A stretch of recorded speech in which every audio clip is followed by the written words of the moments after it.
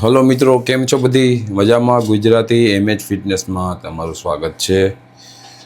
અને ઠંડીમાં બધી પોતાનું ધ્યાન રાખજો અને જેકેટ પહેરજો. અને આ મોસમમાં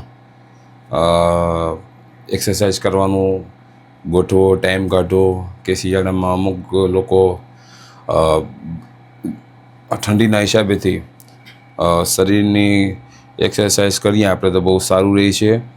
ને બહુ એક્સરસાઇઝ સિઝન તરીકે માનીએ તો પણ ચાલશે કે ભાઈ અત્યારે સિઝન ચાલી રહેલી છે, એટલે કે શિયાળો જે એક્સરસાઇઝ માટે બહુ સારું છે. તો બધા એક્સરસાઇઝ કરજો ને પોતાના શરીરનું ધ્યાન રાખજો. આજનો પ્રશ્ન એ છે કે સપ્લિમેન્ટ બોડી બનાવવા માટે લેવું જોઈએ કે ના જોઈએ. આપણી ભાષામાં કહે તો પાવડર, બોડી બનાવવાનો પાવડર જે આવે એ ખાવો જોઈએ, લેવો જોઈએ કે નહીં, એના વિશે વાત કરશું આપણે. તો મને જ્યાં લગી એક્સપિરિયન્સ છે, મને જ્યાં લગી આઈડિયાઝ છે કે ખબર છે, તો લેવું એ જોઈએ અને ન પણ લેવું. સપ્લિમેન્ટ એટલે શું કે પાવડર એટલે શું કે ભાઈ તમે આખા દિવસમાં બોડી વર્ક કરો કે ભાઈ એક્સરસાઇઝ કરો અને જીમ જોઈન કર્યું છે, તમે એક્સરસાઇઝની આદત છે ને તમારે અમુક સમયે પ્રોટીનની કમી પડે કે ફેટની કમી પડે, એ તમારે ક્યાંય ગોતવી ના પડે. બસ એ સપ્લિમેન્ટમાંથી મળી જાય. અમુક સપ્લિમેન્ટ એવા આવે છે કે તમારે પાવડર એવા આવે છે કે તમારે ફેટની જરૂર હોય કે વજન વધારવું હોય, એ પણ આવે છે. અને અમુક સપ્લિમેન્ટરી એવા આવે છે પાવડર કે તમારે વજન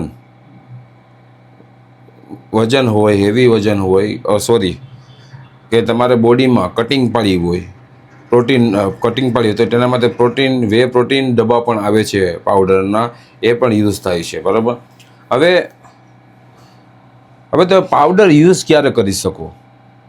પહેલાં મેં કીધું કે ન પણ કરી શકો ને કરવો એ સારું છે ને ન કરવું એ સારું છે. તો પહેલાં હું પાવડર યુઝ શેના માટે કરવો એ પહેલાં બતાવી દઉં કે પાવડર યુઝ એના માટે છે કે માનો કે તમે એક્સરસાઇઝ કરો છો, જીમ કરો છો, ઘણા વર્ષો થઈ ગયા છો, તમે પતલા છો ને તમારામાં ગેઇન નથી થતું, વજન નથી વધતો, તો એ માટે તમે ગેઇન સપ્લિમેન્ટ કે વજન વધારવા માટેનો પાવડર આવે એ લઈ શકો છો.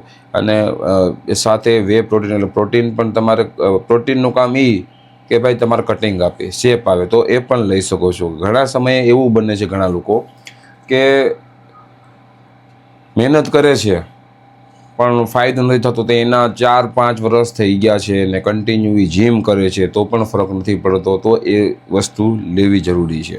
પ્લસ બીજે ટાઈમે એવું આવે છે કે ભાઈ ઘણા લોકોની બોડી છે તો એને સપ્લિમેન્ટ ખાઈને કે પાવડર ખાઈને વધારે બોડી બનાવી છે, તો શેના માટે યુઝ કરે એ પાવડર કે તમારે ક્યાંય કોમ્પિટિશન હોય કે બોડી બિલ્ડિંગ રમવા જવું છે, તો કોઈ શું કે સ્પોર્ટ કોટો છે એમાં તમારે વજનની જરૂર છે, કે સ્પોર્ટ કોટો છે એમાં તમારે સ્ટેમિનાની જરૂર છે. એના માટે અમુક પાવડર એવા આવે છે કે સ્ટેમિના માટે પણ દે છે અને બોડી તમારું ગેઇન થાય, કટિંગ મળે, એના માટે હોય છે. તો તમે યુઝ કરો. યુઝ એટલે કરો કોઈ બી પ્રોટીન પાવડર કે લાઈફની અંદર તમારે કોઈ વસ્તુમાં કામ આવે છે તો યુઝ કરો, તો એ વધારે બેનિફિટ છે. પછી તમે કે હું અહીંયા વેરાવળની સટ્ટા બજારમાં આટા મારવા માટે પ્રોટીન પાવડર ખાઈને ફરીએ તો એ ના સારું લાગે, એ કોઈ ઉપયોગ નથી.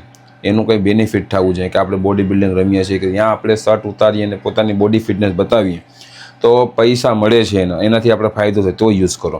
હવે ના યુઝ કરવાના, પ્રોટીન ન લેવો જોઈએ. શું કામ ન લેવો જોઈએ?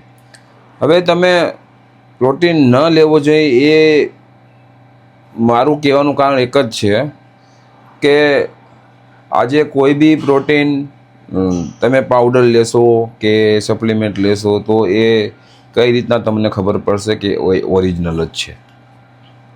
બરાબર. કઈ રીતના ખબર છે કે એ રાઈટ છે ને બધી વસ્તુ સાચી જ યુઝ કરેલી છે? પહેલાં તો ના મારી ત્યાંથી છે. પછી કે ભાઈ તમારે પ્રોટીન જોઈએ તો કે વજન વધારવા માટે જોઈએ કોઈ ફૂડ, તો એ નેચરલ ફૂડ પર ઘણા બધી આવે છે, તો એમાં પણ ખર્ચો લાગશે. તો મારા કહેવાના હિસાબથી તમે લોકો નેચરલ ફૂડ, તમે જાણે કે હું કહું છું કે 20 રૂપિયાના તમે કેળા લ્યો કે 50 રૂપિયાના ડઝન કેળા, તો એમાં તમારે જાણ થશે કે એ કેળા જ છે. તમે કોઈ બી સપ્લિમેન્ટ લેશો, પાવડર લેશો, તો તમારે ખબર કેમ પડશે કે આ જ વસ્તુ પ્રોપર એની અંદર ઓરિજિનલ વસ્તુ જ નાખેલી છે. પછી ક્યારેક એવું બને છે કે ભાઈ પાવડર અમુક, અત્યારે તો ઘણી બધી કંપની આવી ગઈ છે, હરેક કંપનીનું આપણે ના કહી શકીએ. એમ ટૂંકમાં ઘણી મોટી કંપનીઓ છે, એ બહુ સારા પરફેક્ટ અને સારી વેરાયટી ને ઓરિજિનલ તરીકે પાવડર બનાવે છે સપ્લિમેન્ટ. તો એ લેવો જોઈએ. કોઈ સ્ટડીવાળો હોય, કોઈ ડૉક્ટર હોય, તો એની સલાહ લઈને લેવા જોઈએ પાવડર, કે એને આઈડિયો કે ભાઈ આ કંપની સારું કામ કરે છે અને આ કંપની બરોબર પરફેક્ટ વસ્તુથી, બધી ઓરિજિનલ વસ્તુથી બનાવે છે, તે વસ્તુ લેવું જોઈએ. પણ આજે તમે ડ્રાયફ્રૂટ લ્યો તો એ તમને ખબર પડશે કે ભાઈ ડ્રાયફ્રૂટમાં પ્રોટીન છે, કેલરીઝ છે, તો એ તમને ખ્યાલ પડશે કે ભાઈ એ ડ્રાયફ્રૂટ જ છે. આ કાજુ બદામ છે તો એ કાજુ બદામ જ છે. તો આ અખરોટ છે તો અખરોટ જ છે. કે ભાઈ મિલ્ક, કે આજે હું કોઈ મિલ્ક કે દૂધ લઉં ફેટવાળું, તો એમાં એ ઓરિજિનલ વસ્તુ જ છે, એમાં કોઈ મિલાવટ નથી. જો કે અત્યારે તો ઇન્જેક્શનવાળા મિલ્ક આવી ગયા છે, પાવડરવાળા મિલ્ક આવી ગયા છે, પણ જે તમે ધારો તો ઘણા ડેરીવાળા, ઘણા માલધારી હોય છે કે ગામડામાં ઢોરો રાખેલા હોય છે, એની પાસેથી તમે મિલ્ક લ્યો કાઢું અને ફેટવાળું, તો એમાંથી તમારે ઓરિજિનલ ફેટ મળશે, નોટ કેમિકલ્સ કે કંઈ મિલાવટ નહીં, બરાબર. અમુક જો તમે ફેટ માટે માખણમાં જાઓ તો માખણ એ ઓરિજિનલ તમે ખાઓ, ગામડામાંથી કોઈ માલધારી હોય, કોઈ ભેંસું ગાયો રાખતા હોય, એને પાસેથી લઈ લો તમે, તો પણ ચાલશે.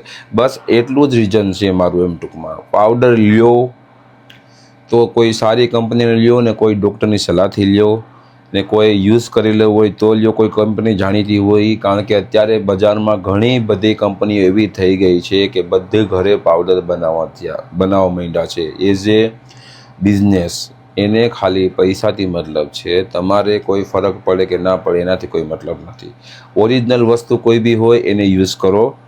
કોઈ સપ્લિમેન્ટ હોય કે પાવડર કંપની, પાવડર વેચતી કંપની કોઈ સારી હોય તો એ યુઝ કરો, એનો કોઈ વાંધો નહીં, પણ ડૉક્ટરની સલાહ લઈને કરો ટૂંકમાં. ને બનતી કોશિશ, જો તમે વેટ ગેઇન કરવા માંગતા હોય ને પ્રોટીન લેવા માંગતા હોય, તો ટોટલ ઓરિજિનલ બધી વસ્તુ ખાઓ જે આપણે બજારમાં ફૂડ મળે છે. એ ફ્રૂટ છે, ઘણા શું કહેવાય, દેશી મુર્ગી ઈંડા છે, દેશી મુર્ગી ચિકન છે, પણ એ બધી ઓરિજિનલ ડાયટમાં તમે જાઓ તો તમારે મોંઘું પણ પડી જશે. પણ ખર્ચો કરો તો સારામાં ખર્ચો કરો. કાલ સવારે કોઈ કેમિકલ્સ તમે યુઝ કરો, નો ગેરંટીવાળું હોય, કે શું કહેવાય, તમને ખબર જ ના હોય કે અંદર શું વસ્તુ છે કે નહીં, ને કાલ સવારે તમે બીમાર પડો. કેમ કે અત્યારે એટલા મોટા મોટા બોડી બિલ્ડરો ઘણા તમે જોવો છો, ન્યૂઝમાં આવે છે કે હાર્ટ એટેકથી મરી જાય છે.